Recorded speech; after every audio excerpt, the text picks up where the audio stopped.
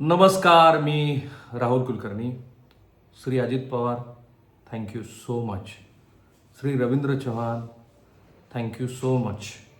असं पिंपरी चिंचवड आणि पुण्यातले मतदार आणि महाराष्ट्रातले सर्वच मतदार अचंबित होऊन त्यांच्या चेहऱ्यावरती आदराचा भाव आणून म्हणत असतील.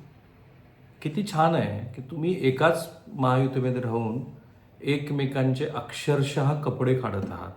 अजून तर महापालिकेच्या प्रचाराला नीटनेटकी सुरुवात झालेली नाही. कालच फॉर्म भरून घेतलेत आणि फक्त त्यांची वक्तव्य मी वाचून दाखवतो आणि मी नेहमी म्हणतो, हा संक्रमणाचा काळ आहे. या संक्रमणाच्या काळामध्ये आपल्याला कसं कळलं असतं की नगरपालिका निवडणुकीमध्ये 15,000, 20,000, 10,000 रुपये मताचा रेट सुरू आहे. तो एकनाथ शिंदे यांच्या शिवसेनेतल्या आमदारांनी उघडकीस आणला आणि त्यांनी उघडकीस आणल्यामुळं आपल्याला कळलं की इतक्या मोठ्या प्रमाणामध्ये श्री रवींद्र चव्हाण यांच्या माध्यमातून भारतीय जनता पार्टी तळ कोकणामध्ये पैसे वाटते. तो आरोप होता.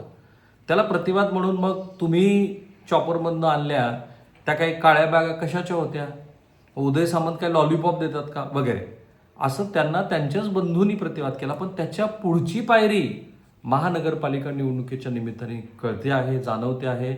भारतीय जनता पार्टी हा भ्रष्ट पक्ष आहे असं श्री अजित पवार म्हणतायत. आणि त्यांची भाषा बघितल्यानंतर जी भाषा नागपूरच्या हिवाळी अधिवेशनामध्ये विरोधी पक्षाच्या नेत्यांनी करायला हवी होती, जी त्यांनी केली नाही, ती भाषा अजित पवारांनी वापरली. आणि मग रवींद्र चव्हाणांनी तर त्याच्या पुढं 2 पावलं घेतली आणि ते म्हणजे ह्यांना कशाला घेतलं बरोबर आपल्या, असं मी श्री देवेंद्र फडणवीस यांना विचारत होतो. त्यामुळे हे काय आहे आणि आपण का त्यांना थँक्यू म्हटलं पाहिजे याचं हे विश्लेषण आहे.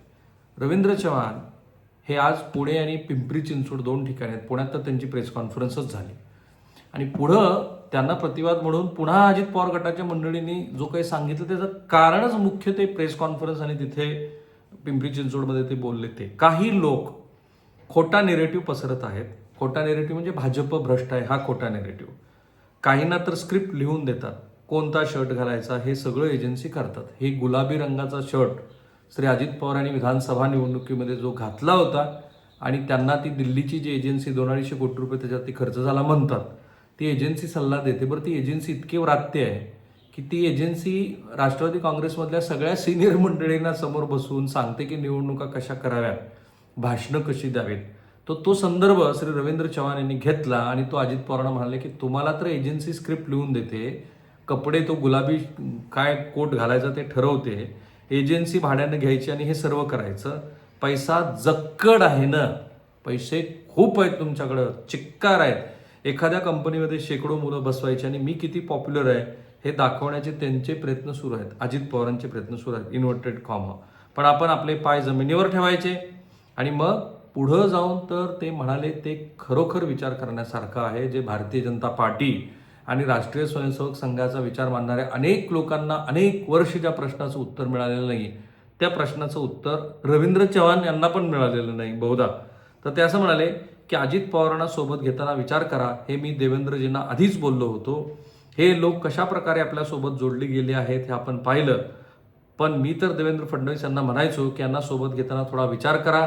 मला पुणे आणि पिंपरी चिंचवडचे आपले लोक विचारतात, श्री रवींद्रजी, पुणे आणि पिंपरी चिंचवडचे नाहीत, अवघे महाराष्ट्र आणि देशभरातले लोक विचारत होते की माननीय पंतप्रधानांनी केवळ 7 दिवस आधी नॅशनलिस्ट करप्ट पार्टी म्हणून ज्या पक्षाचा उल्लेख प्रचारामध्ये केला, त्याच्या बरोबर 7व्या दिवशी श्री अजित पवार तुमच्याबरोबर होते. हा तुमचा काय आता त्याला कुठल्या भाषेमध्ये काय म्हणायचं हा मतदारांनी ठरवायचा भाग आहे. म्हणून मी म्हटलं की thank you Bharatiya Janata party, thank you Ravindra Chavan, की तुम्ही लोकांना पुन्हा पुन्हा ते मुद्दे आणून देताय, विचार करायला भाग पाडताय की आपण ह्याच लोकांना मतदान केलेलं आहे आणि ह्यांच्या ह्या आयडिओलॉजीला, आपला कथित आयडिओलॉजीला आपला सपोर्ट आहे. पुढे जाऊन ते असं म्हणाले की आज वर तोंड करून हे लोक बोलतायत, आपल्याला घाबरतायत, म्हणून हिंदुत्वाचं नाव घ्यायचं असेल तर अंगात रग लागते. हे भाजपच्या कार्यकर्त्याशिवाय कोणात हिंमत नाही. कोणाच्या जेव्हा कोण काय करतंय, आपण रोज जेवतो ना, कसं सरळ हाताने जेवतो की उलट्या हाताने जेवतो, त्यामुळे निधी थेट मिळवायचा असेल तर भाजपलाच निवडा. अर्थमंत्रीपद श्री अजित पवार यांच्याकडे आहे. आणि मग शहराध्यक्ष पॅनल पूर्णच्या पूर्ण आलं पाहिजे. सेटिंग करायचं नाही, माझं लक्ष आहे, मी लेखाजोखा करायला बसलोय, त्यामुळं पॅनल निवडून आलंच पाहिजे असं भाजपचे शहराध्यक्ष शत्रुघ्न काटे आणि अजित पवारांचे उमेदवार नाना काटे त्यांच्यात सेटिंग झाले. हे दोघं एकाच प्रभागात निवडणूक लढत आहेत आणि 2 भाजपचे आणि 2 राष्ट्रवादीची निवडणूक नगरसेवक निवडून आणायचे अशी जी चर्चा आहे त्याला त्यांनी प्रतिवाद केला आहे. आणि मग पुढं जाताना ते असंही म्हणाले रवींद्र चव्हाण महेश लांडगेंना की तुमची पैलवानकी अजून सुरू आहे ना, कारण काल पत्रकार परिषदेत बरेच काही आरोप करण्यात आले, पण मी एकच सांगतो की पैलवानाच्या नादी लागायचं नाही. महेश लांडगे पैलवानकी सोडली नाही ना, हा तेच विचारायला मिळालोय. त्यामुळं पैलवानांच्या नादी लागू नका. Thank you so much Ravindra Chavan saheb. तुमच्यामुळं कितीतरी नवीन गोष्टी महाराष्ट्राला कळालेल्या आहेत. आणि पुढं ते असं म्हणाले, अजित पवारांनी खुद के गिरबान में झाक के देखना चाहिए. आम्ही जर बोलायला लागलो तर अजितदादांची खूप खूप खूप अडचण होईल. आणि पुढं मग अजित पवारांनी भाजपची राक्षसी भूक महाराष्ट्राला सांगितली. भाजपची राक्षसी भूक मला पाहवत नाही. पिंपरी चिंचवड महानगरपालिकेतील हप्तेखोरीचे पुरावे माझ्याकडे आहेत.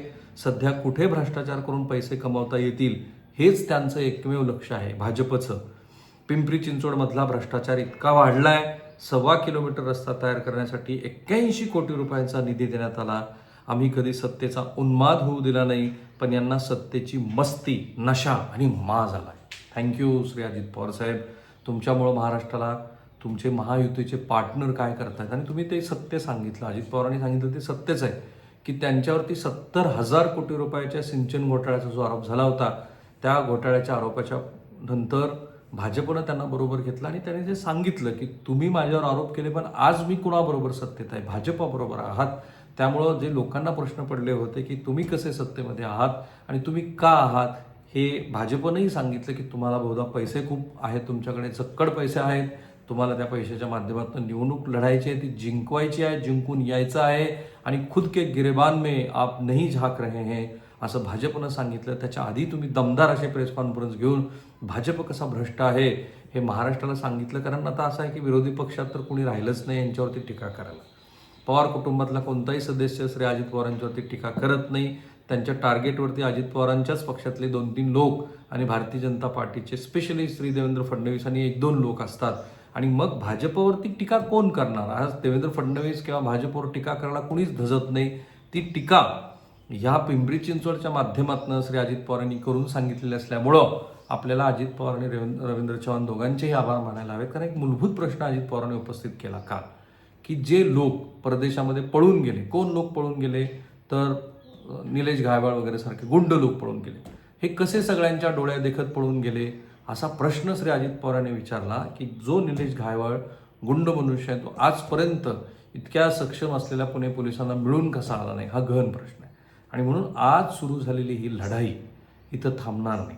महाराष्ट्राला खूप सारे नवे नवे संदर्भ बघायला मिळतील. कुणाला माहिती होतं की 1.25 किलोमीटरच्या रस्त्यासाठी 81 कोटी रुपये भाजपनं खर्च केलेत?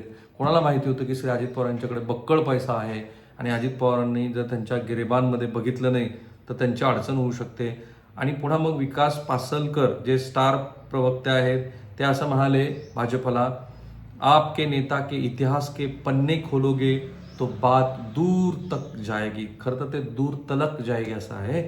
तर हे असं आहे बाबा, आपल्याला इतक्या सगळ्या नवीन गोष्टी करणार असल्यामुळं आपल्या ह्या निवडणुकीकडे अत्यंत बारकाईने लक्ष आहे. ते असायलाच हवं, कारण या मंडळीमुळे तर आपल्याला कळतं की आपल्या राज्यात किती मोठ्या प्रमाणामध्ये भ्रष्टाचार सुरू आहे. थांबूया आपण इथे.